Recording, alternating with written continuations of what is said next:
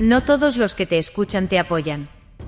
Algunos esperan tu caída, observan con envidia, o lanzan energía negativa sin decir palabra.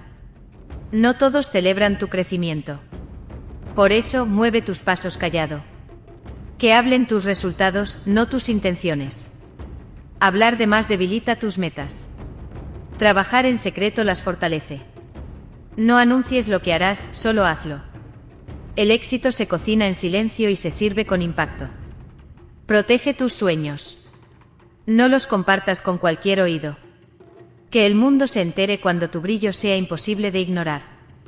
Abre WhatsApp, mira a la tercera persona en tu lista de compartir.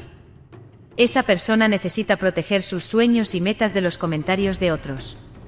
Y tú coméntanos, ¿qué meta vas a alcanzar en este mes? Regálanos un corazoncito si trabajas callado por tus sueños. Escribe mis resultados hablarán si eliges el silencio estratégico. Comparte este vídeo con alguien que merece esta reflexión. Dinos desde dónde nos ves para saludarte en nuestro próximo vídeo. Síguenos para más mensajes que encienden tu energía. Gracias por apoyar nuestra página y te deseamos las mejores energías.